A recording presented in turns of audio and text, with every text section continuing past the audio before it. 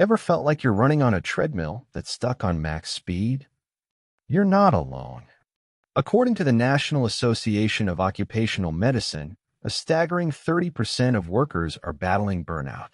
But here's the kicker: burnout doesn't just happen overnight. It's a slow burn, and if you're not careful, it can turn into a full-blown inferno. Before burnout, there's something called burn-on, a phase of hyperproductivity that feels like you're on top of the world. But spoiler alert, it's a trap.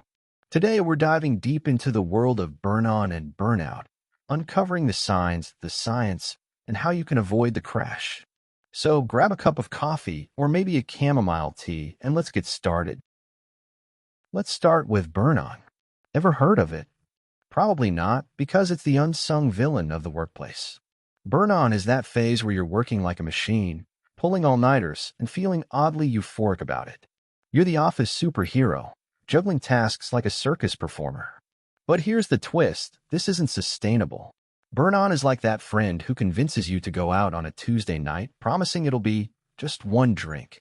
Spoiler, it's never just one drink. You're hyper-focused, hyper-productive, and hyper-exhausted, but you don't realize it because you're riding that false high. So, how do you know if you're in the burn-on zone? Here are the red flags: persistent fatigue, constant irritability, trouble relaxing, elevated anxiety, physical exhaustion, frequent headaches, sleep disturbances, and changes in appetite. Sound familiar? Two behaviors stand out in this phase: excessive dedication and the inability to disconnect. You're so wrapped up in work that even your dreams are about spreadsheets. And let's be honest, no one wants to wake up in a cold sweat because they forgot to save a PowerPoint. Now, let's get a bit scientific. Burn-on is your body's way of saying, hey, I'm running on fumes here. When you're in this hyperproductive state, your body releases stress hormones like cortisol.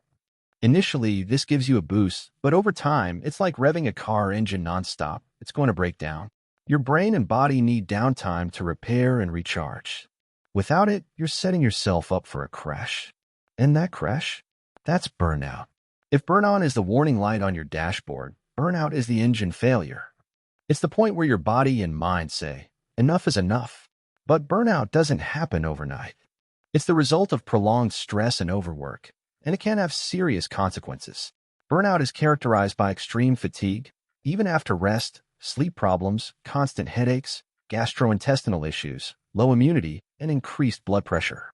Emotionally, you might feel like a failure, lack motivation, and experience constant apathy.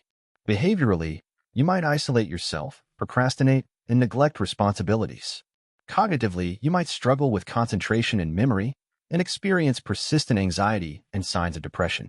Sounds scary? It should. But the good news is you can prevent it. And that's where we're heading next. Preventing burnout starts with balance. It's about setting boundaries and prioritizing self-care. Easier said than done, right? But trust me, your future self will thank you. First, define your limits. Avoid excessive work hours and respect your downtime. Remember, you're not a robot, unless you're secretly a cyborg, in which case, please share your secrets. Second, prioritize self-care. Quality sleep, a balanced diet, and regular exercise are non-negotiable. Think of them as the 3 pillars of your well-being. And no, coffee is not a food group. Third, strengthen your social connections. Spend time with friends and family. They're your support system, and they'll help you decompress.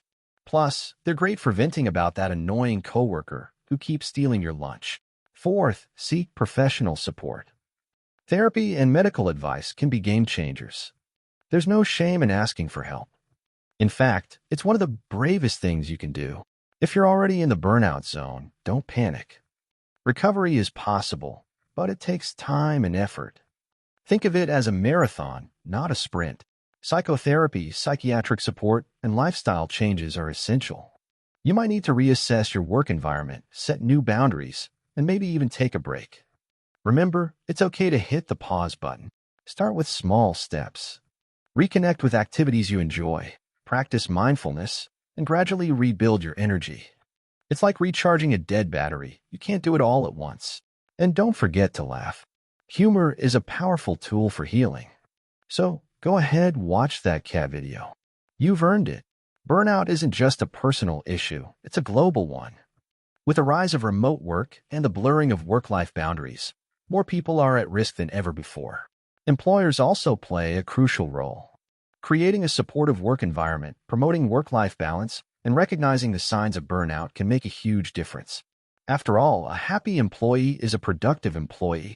So whether you're an employee or an employer, it's time to take burnout seriously.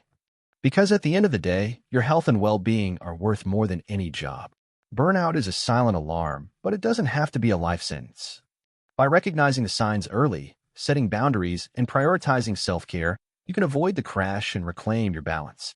Remember, it's okay to take a step back, to say no, and to put yourself first. Your well-being is your greatest asset, and it's worth protecting. If you found this video helpful, don't forget to like, share, and subscribe to the Wellness Lab. And let us know in the comments, have you ever experienced burn-on or burnout? What strategies have worked for you? Together, we can create a healthier, happier world.